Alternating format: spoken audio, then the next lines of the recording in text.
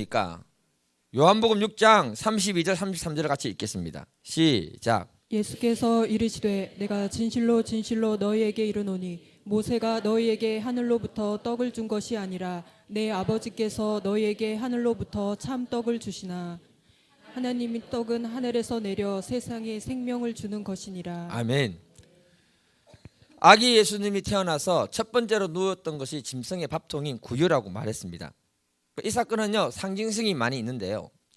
누가복음 2장 12절에서 말하기를 구유에 누인 아기를 부르니 이것은 너에게 표적이다라고 말했습니다. 표적이라는 말은 세메네이온이라는 말인데 영어로 보니까 사인, 증거, 징조 이런 뜻으로 사용하고 있습니다. 그러니까 예수님이 양의 밥통에 누워 있다는 것은 양의 먹이가 되어주기 위해서 오셨다는 것을 상징하는 것입니다. 그래서 예수님은 자신을 하늘로부터 온 떡이라고 말하는 거예요. 이 떡은 영원한 생명을 주는 거라고 이렇게 선포하고 있는 것입니다. 요한복음 6장 47절 48절에 보면 진실로 진실로 너에게 이르노니 믿는 자는 영생을 가진나니 내가 곧 생명의 떡이다. 예수님은 중요한 것을 강조하실 때 하는 말이 뭐냐? 진실로 진실로라고 했습니다. 자신을 가리켜서 하는 말이 뭐냐? 나를 믿는 자는 영생을 가질 뿐만 아니라 내가 생명의 떡이다. 계속해서 요한복음 6장에서 말씀하십니다. 48절에 보면 내가 생명의 떡이다. 50절 51절에 보면 하늘에서 내려온 떡이다. 세상의 생명을 위한 내 살이다 이렇게 말하면서 예수님의 살과 피를 먹고 마시라고 말씀하고 있습니다. 예수님이 우리에게 영원한 생명을 주기 위해서 오셨다고 말하고 있는 것입니다. 양들은 구유에 있는 먹이를 먹을 때 그 생명을 유지하는 것입니다. 그래서 예수님은 요한복음 6장에서 계속해서 얘기하는 게 뭐냐? 자기를 먹고 마시라는 거예요. 왜냐하면 우리가 예수의 말씀을 먹고 마실 때에 우리에게 영원한 생명이 줄 뿐만 아니라 우리의 삶에 문제가 해결되기 때문에 그런 것입니다. 사람은 무엇을 먹고 마시는가에 따라서요 건강이 달라지는 겁니다. 수명이 달라져요. 오늘날 세상 사람들이요 돈이 있기 때문에요 오래 살고 건강하기를 원합니다. 그래서 좋은 것만 골라 먹으려고 애를 씁니다. 예를 들어서 계란 하나를 사더라도요 가보면요 계란이 천차만별입니다. 예.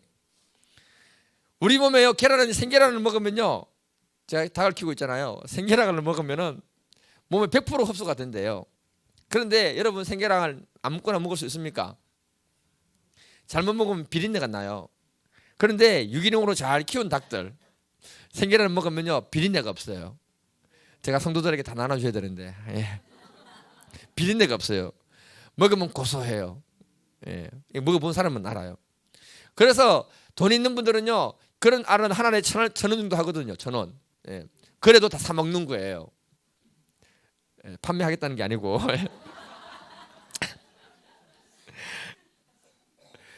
우리가 무엇을 먹는가에 따라서 우리의 건강과 직결되고 생명과 직결되기 때문에 그런 것입니다. 그래서 사람들은 좋은 걸 먹고 싶어 하는 거예요. 사람 먹어야 살기 때문에 그것이 바로 양식이고 생명인 것입니다. 양식에는 두 가지가 있는데요. 예. 땅의 양식이 있는가 하면 하늘의 양식이 있는 것입니다. 여러분.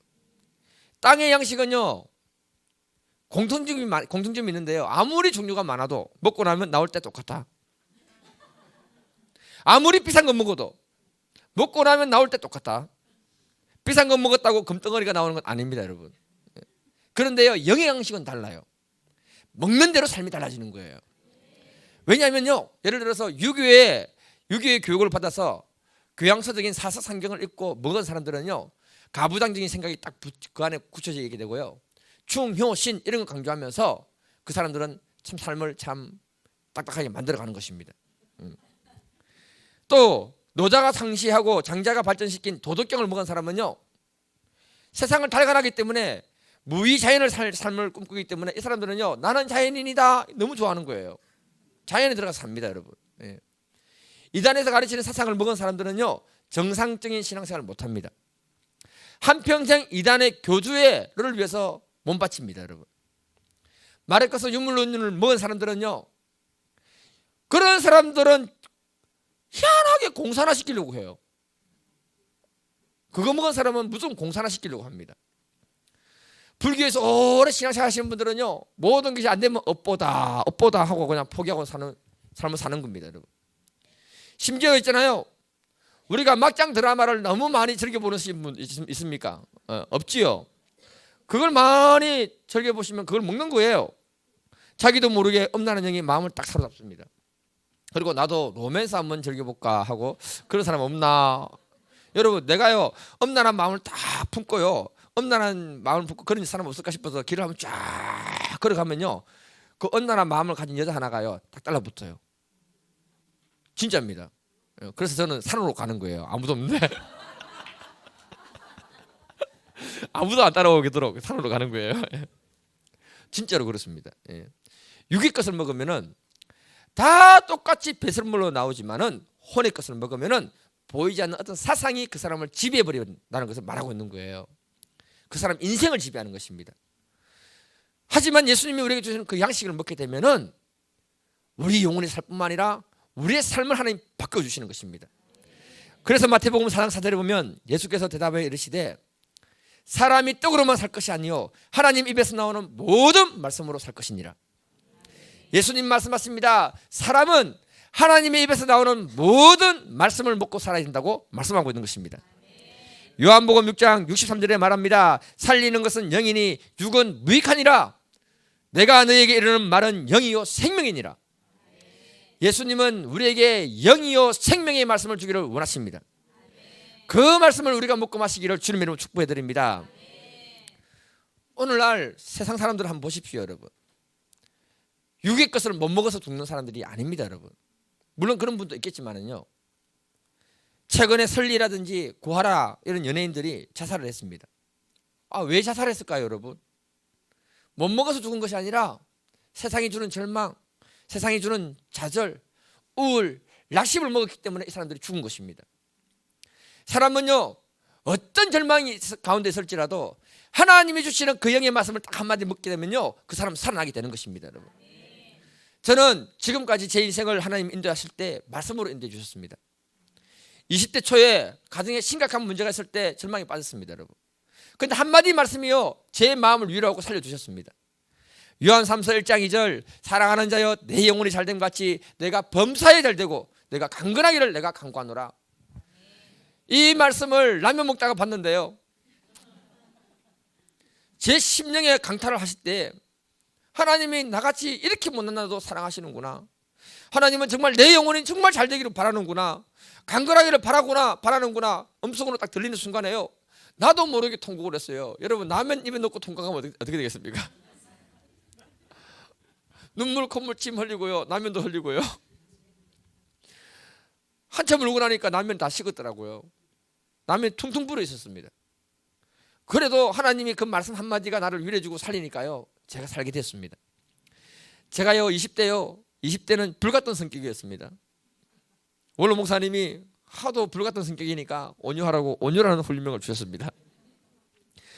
이 훈련명 받을 때 성질이 팍 올라왔습니다. 내가 왜 온유해야 되는데? 강한 반발이 팍 올라왔습니다.